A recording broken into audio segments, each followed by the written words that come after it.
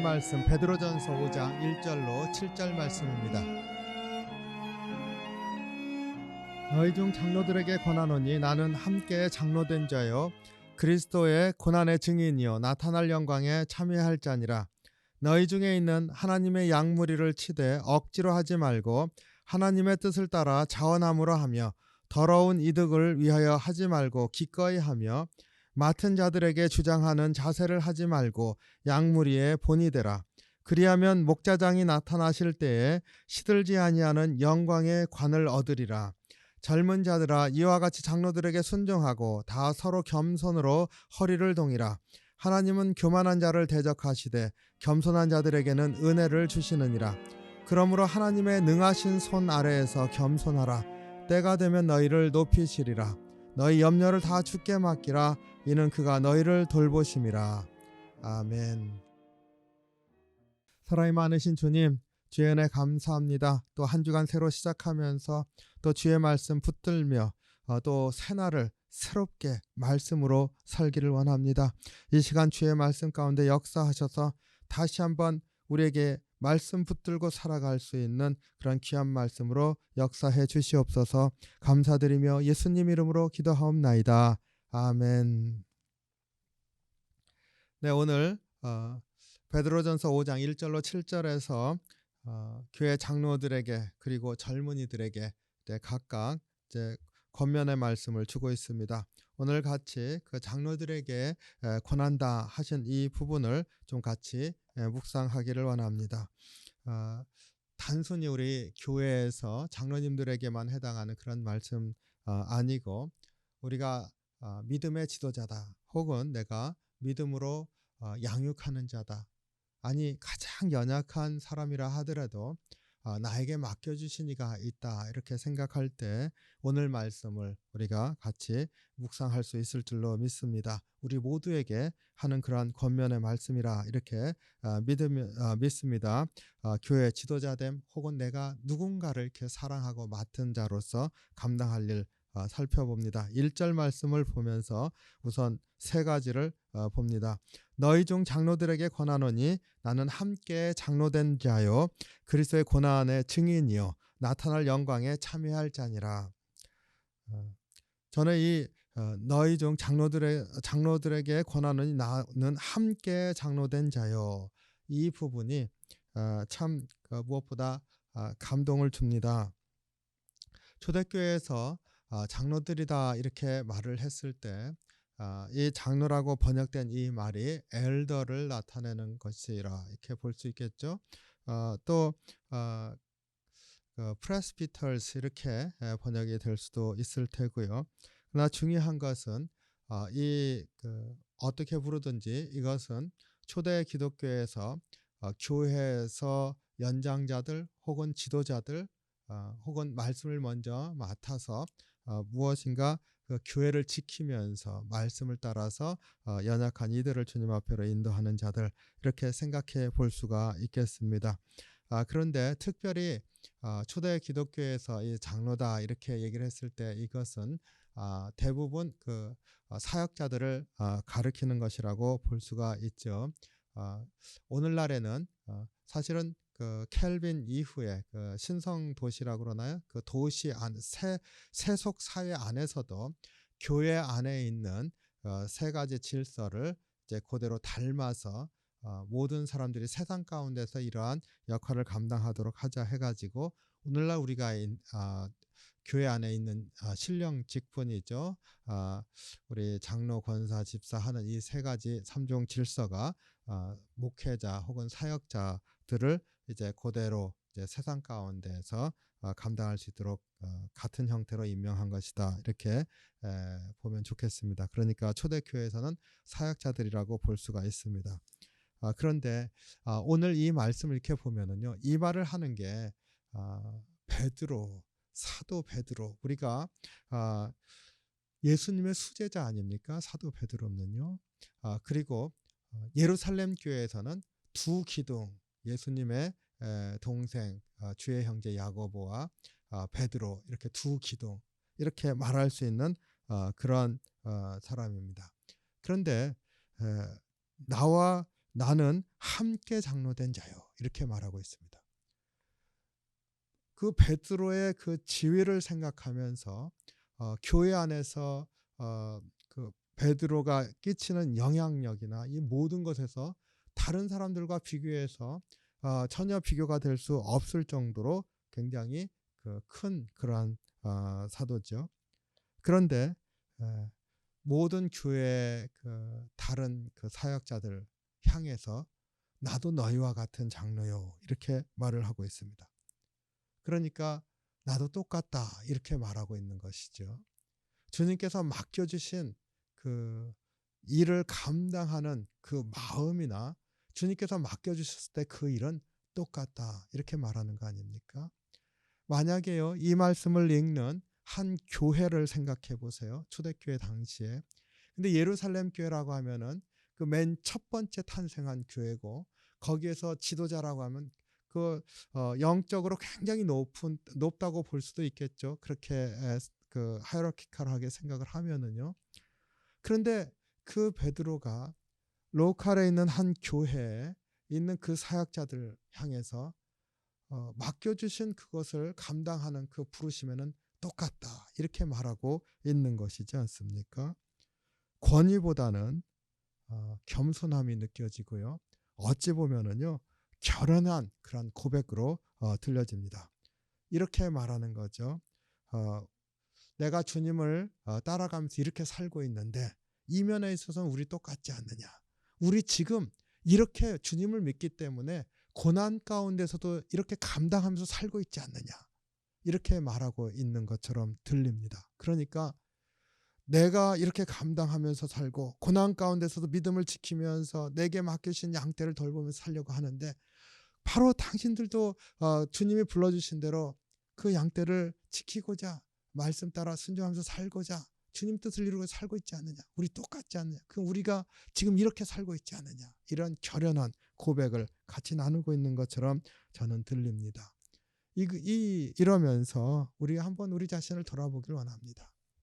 우리가 맡고 있는 것이 무엇이든지 주님께서 맡겨주셨고 이것을 통해서 주님이 이루시고자 하신 주님의 선하신 뜻이 있다고 하는 것을 우리가 고백할 때 우리 한 사람 한 사람에게 참으로 주님께서 바로 이게 나에게 이거 맡겨주셨기 때문에 나는 이렇게 합니다. 이 고백이 동일하다면은요. 바로 이 사도 베드로가 고백하고 있는 나와 함께 장로된 자요. 이렇게 그냥 쉽게 말하는 듯이 보이는 이 말씀 안에 있는 강력한 그 영적인 힘과 같은 것이 우리에게도 있을 줄로 믿습니다. 나에게 맡겨주셔서 나도 일을 감당하고 있는 것이다. 이러한 고백이 우리에게 있기를 원합니다. 그래서 우리의 삶 가운데서 하나님께서 또 선한 뜻을 이루시는 그런 역사가 우리에게 있기를 원합니다. 또 여기 보면은요. 나와 함께 장로된 자요 한 다음에 바로 그 장로들에게 혹은 지도자들에게 혹은 한 사람 한 사람이 내가 누군가 나에게 맡기신 양떼를 생각하면서 가져야 할 마음 자세 중에 하나가 무엇이냐면은 우리는 그리스도의 고난의 증인이라는 겁니다. 예수님께서는 핍박 가운데서도 세상이 알지 못해서 하나님의 아들을 핍박하고 있는 그 핍박을 그대로 받으시면서 하나님의 뜻을 이루셨다. 이것을 누가 말합니까? 우리가 말해야 한다는 것이죠. 우리가 증인이 되어져야 된다. 이렇게 말하고 있습니다. 그리고 이러한 증인이 되기를 원할 때는 확신이 있어야죠. 그렇게 감당하시고 승리하셨습니다. 그렇게 감당하시고 하나님의 뜻이 성취되었습니다. 확신이 있어야지 않겠습니까? 그래서 우리도 이러한 고백이 있기를 원합니다. 우리로 주님께서 고난의 증인이시다. 우리 주님의 고난의 증인이 되어지는 그러한 우리의 고백이 있기를 원합니다. 그리고 그 다음에 보니까 고난의 증인으로만 끝나는 게 아닌 것을 보게 됩니다. 우리에게 약속이 있다는 것을 믿어야 될 줄로 믿습니다.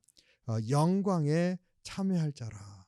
근데 영광이요. 지금 영광이 아니라 나타날 영광에. 물론 지금도 우리의 삶 가운데서 하나님께서 이루시고 하나님이 참 은혜를 주시고 하나님의 영광 되심을 우리에게 드러내시는 일들이 있습니다. 이것과 비교가 되지 않는 나타날 영광에 참여할 자라. 우리를 그렇게 불러주셨다고 하는 그런 믿음의 고백이 우리 가운데 있기를 원합니다. 그래서 너희 중 장로들에게 권하노니 나와 함께 장로된 자여 그리스도의 고난의 증인이요 또 나타날 영광에 참여할 자라. 우리의 고백이 되기를 원합니다. 우리의 삶의 모습이 되기를 원합니다. 이러한 고백을 우리가 어떻게 해야 될지 3절에서 말해줬는데, 맡은 자들에게 주장하는 자세를 하지 말고 양무리의 본이 되라 이렇게 말하고 있습니다. 그러니까 우리는 말로 증거 삼는 게 아니라 증언은 하면서 살되 그것을 주장하면서 사는 게 아니라 우리의 삶을 통해서 그것이 드러나도록 하는 것이라 우리에게 말해주고 있습니다. 그러니까 내가 맡은 이들이 누군가 한번 돌아보시기 바랍니다. 나보다 연약한 이들, 때로는 나보다 강해 보였던 이들이 지쳐 있을 때 그 사람들도 나에게 의지하는 것들이 있지 않겠습니까? 내가 비록 연약한 자요 작은 자일지라도 우리의 정말로 작은 사람은 항상 더 영적으로 큰 사람에게 기대한 그런 게 아니라 때로는요 큰 사람들도 지치고 그랬을 때 내가 같이 지나왔었던 작은 자를 또 의지하기도 하고 그렇지 않습니까? 그러니까 내가 살아가는 그런 삶의 모습 가운데서 내게 맡겨주신 어쩌면 나를 의지하고 있는 작은 자나 어쩌면 나를 끌어준다고 생각했던 큰 자도 나 지쳐서 이제 나를 의지하는 그런 이들이나 다 그들이 누구이든지 나의 관계 가운데서 나에게 맡겨주신 그런 약물이라 이렇게 생각하면서 내가 본을 보이면서 사는 그런 삶이 우리에게 필요하다.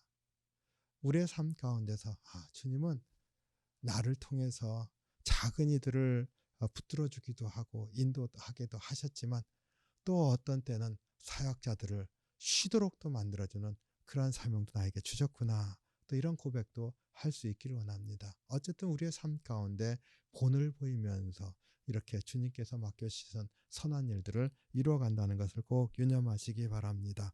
2절에 보니까요. 너희 중에 있는 하나님의 양무리를 치되 억지로 하지 말고 하나님의 뜻을 따라 자원함으로 하며. 예, 주님은 항상 우리 자발적으로 하시길 원하시죠. 우리의 심령이 주님 앞에 열려져서 기쁨으로 하게 하시기를 원하십니다. 그러니까 다시 한번 나에게 맡겨주신 것들 돌아보면서 주님 내 마음이 의기소침해지지 않게 하시고 내 마음이 다시 한번 주님 바라보면서 힘도 얻게 하시고 활력도 얻게 하시고 그래서 나에게 맡겨주신 일들을 통해서 또 주님의 열매들이 맺어질 수 있도록 인도해 주십시오. 이런 거 고백하면서 다시 한번 돌아보기를 원합니다. 그럴 때 오늘 말씀 이렇게 보면서 지도자라고 하는 것, 장로라고 하는 것 안에 담겨 있는 전제가 하나 있습니다. 뭐예요? 나에게 맡겨준 이가 있다는 겁니다. 잘 돌아보시기 바랍니다. 나에게 맡겨준 이가 있다. 나에게 맡겨준 사람은 또 작은 사람이 아니라 우리 서로 의지하면서 사는 거 아닙니까? 영적으로 서로 붙들어주고 끌어주면서 사는 거 아닙니까? 큰 자든 작은 자든 나에게 맡겨준 이가 있다. 한번 돌아보기를 원합니다. 그래서 나는 양을 치는 사람인가?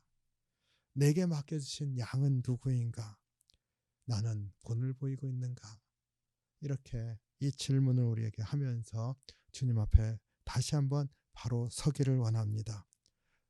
이 양무리에 관해서 양을 치는 것에 관해서 부활하신 주님이 베드로에게 나타나서 부탁한 거 아닙니까? 내가 날 사랑하느냐? 내 양을 먹이라. 우리 모두에게 주님이 부르시고 또 맡겨주신 그러한 주님의 말씀이요 양인 줄로 믿습니다. 다시 한번 주님 내게 맡겨주신 일을 내가 품을 수 있게 하시고 내가 그들을 또 믿음 안에서 본을 보이면서 더 잘 인도하고 또 안식도 할 수 있도록 그러한 역할을 감당할 수 있게 인도해 주시옵소서. 주님 앞에 그렇게 기도하는 그러한 하루가 되시기를 주님의 이름으로 축원합니다. 기도하겠습니다. 사랑이 많으신 주님, 주님의 은혜와 사랑에 감사합니다. 저희들 연약합니다. 연약한 저희들 통하여서 하나님의 선하신 뜻을 이루시는 것을 믿습니다. 주님, 오늘 우리 가운데 함께 하셔서 힘주시고 우리의 눈이 떠지게 하셔서 나에게 맡겨주시니 내가 참으로 다시 한번 붙들고 품고 주의 말씀을 따라 선함으로 이끌어주고 함께 해야 할 이 누구인지 돌아보게 하시고 다시 한번 주님 믿음으로 그 일을 감당하는 저희들 될 수 있게 인도해 주시옵소서. 그리고 저희들 또 홀로 두시지 않는 주님이신 것을 믿습니다. 고난의 증인이 되게 하셨을 뿐만 아니라 나타날 영광에 참여하는 자로 불러주셨다고 하는 이 말씀 다시 한번 생각할 때 우리로 다시 한번 끌어주셔서 주님의 은혜의 자리로 우리를 세우게 하실 줄 믿습니다.